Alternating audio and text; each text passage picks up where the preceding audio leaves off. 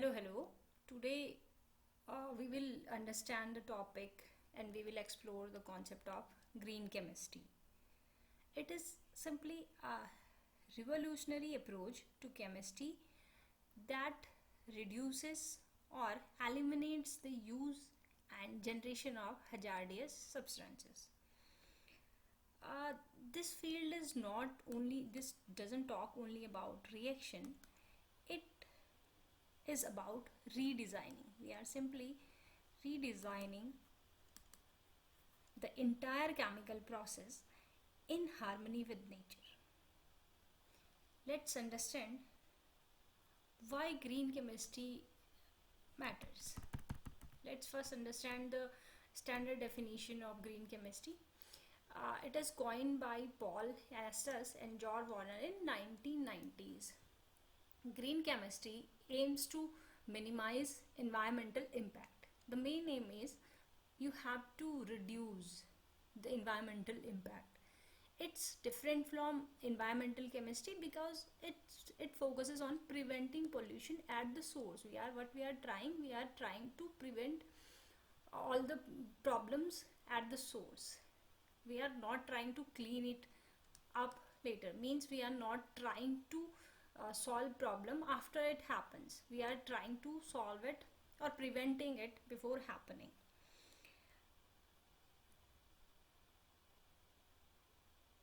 Basically, uh, this chemistry benefits industries, health, environment.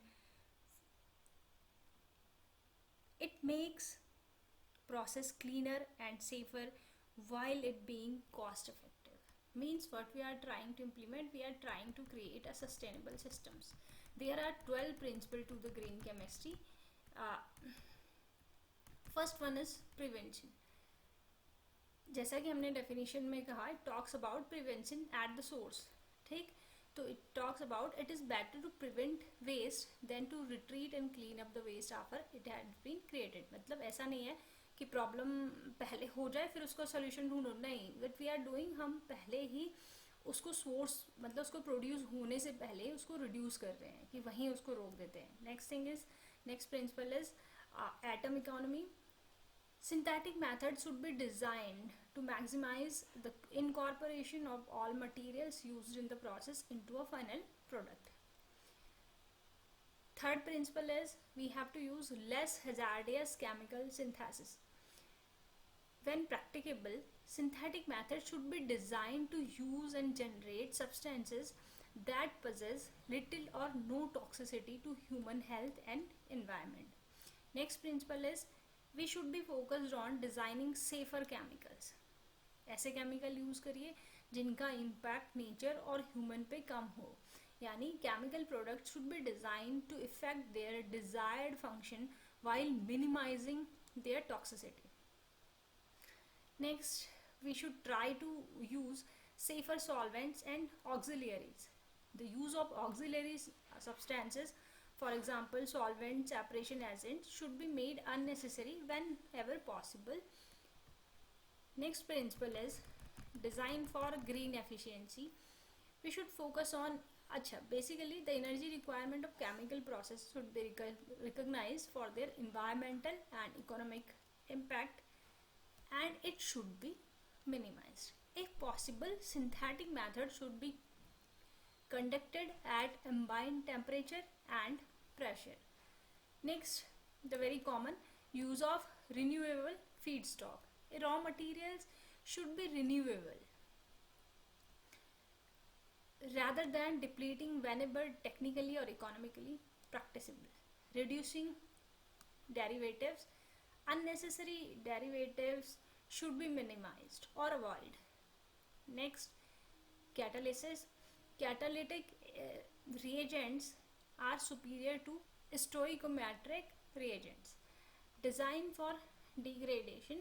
Chemical products should be designed so that at the end of their function they break down into some degradable products and do not persist in the environment. Means we are planning our product in such a way कि they can be automatically degraded.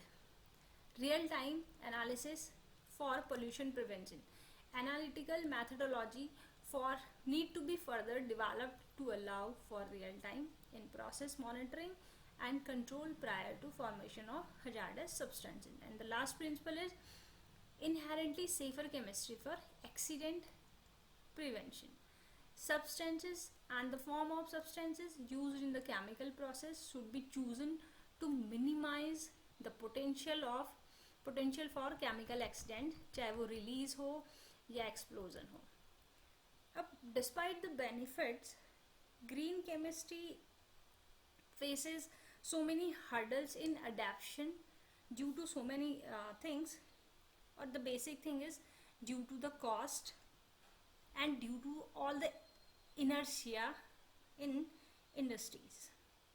The other thing is it definitely need a role or a participation of researcher as well as the academicians, and it definitely needs some kind of policy supports. These are some challenges basically. The significance of green chemistries are it tries to preserve environment, it tries to conserve resources, it tries to build a better future for our future generation. It focuses on building some products which are economically feasible. We are having some sustainable development policies, goal and all the other adaptation, and it helps to improve public health. Next we have the real world application.